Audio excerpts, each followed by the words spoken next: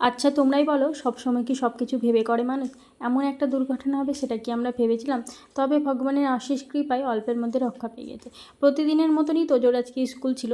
সকাল থেকেই টিপটিপ করে বৃষ্টি পড়ছিল। ভাবলাম স্কুল পাঠাবো না, তারপরে মনে হলো যে না, স্কুলে গেলেই হয়তো ভালো থাকবে। সেই ভেবেই জানো তো স্কুলে পাঠিয়ে দিলাম।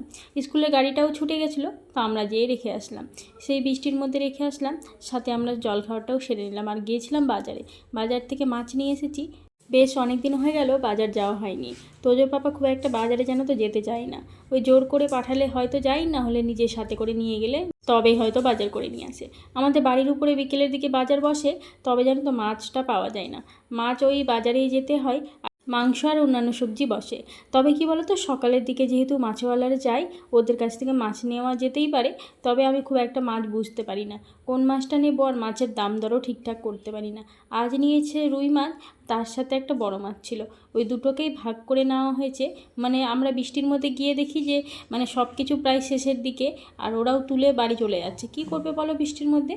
একজনের কাছে ওই রুই মাছ আর তার সাথে কয়েকটা পিস বড় মাছ ছিল, সেই মাছটাই নিয়ে নিয়েছি। আজকে রুই মাছটা করব। 4-5 পিস রুই মাছ আছে, সেই মাছ দিয়ে আজকে ঝোল করব। আর ওই 4-5 পিসের মতন বড় মাছ আছে, সেটা রেখে দেবো, সেটা আবার অন্যান্য দিন করবো।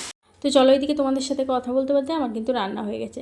আর রান্না এদিকে মাছের ঝোল হয়ে গেছে, আর তোজোর জন্য একটা ভাজা মাছ তুলে রেখেছি।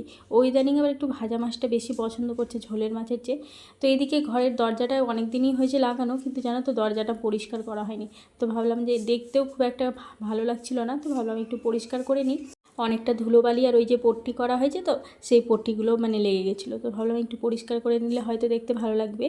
কিছু কিছু জিনিস অনেক শখ করে নেওয়া, তো এই দরজাটা আমার পছন্দেই নেওয়া, তাই এটাকে একটু যত্নে রাখার চেষ্টা করি। তারপরেই তো এমন একটা ঘটনা ঘটে গেল, এই যে দেখো। তো যে স্কুল থেকে আসার পর জানো তো, আমি ওই যে ঘরগুলো মুছেছিলাম, আর এতটা স্লিপ করে সেখানে পড়ে গিয়ে পুরো মাথাটা, কপালের ওই জায়গাটা কেটে গেছিলো। তারপরে আমাদের বাড়ির পাশে ডাক্তার মামার কাছ থেকে ব্যান্ডেজ করে নিয়ে এসেছি আর ওষুধ নিয়ে এসেছি। মানে কী থেকে যে কী হয়ে গেল হঠাৎই, জানো তো। মানে আমি ঘরগুলো মুছে শুধু মাত্র বাথরুমে যাব স্নান সারতে, আর সেই সময়ই তো যে ওখানে এসে মানে পড়ে গেছে। আর জানো তো, মানে প্লেন জায়গাতে পড়ার পরে যেন কীভাবে কেটে গেল আমি কিছুতেই বুঝতে পারলাম না ব্যাপারটা। তো এদিকে দেখো, কিছুটা জামা কাপড় কেচেছিলাম, সেগুলোই কিছুতেই শুকাচ্ছে না, তো ভাবলাম এখানেই মেলা দিয়ে দিই। আর এরকম অবস্থা তো মানে কদিন ধরেই হয়ে আছে, জামা কাপড়গুলো কিছুই শুকাচ্ছে না, সবগুলো মেলা দিয়ে দিয়েছি। বর্ষা আসলে এই এক জ্বালা, জানো তো, জামা কাপড়গুলো শুকোতে চায় না, আর আমার পুরো জামা কাপড়ে মেলা হয়ে যায় বাড়িতে। এদিকে ছেলেটার মনটা খারাপ ছিল দেখে ভাবলাম ওর সাথে একটু সময়টা কাটাই।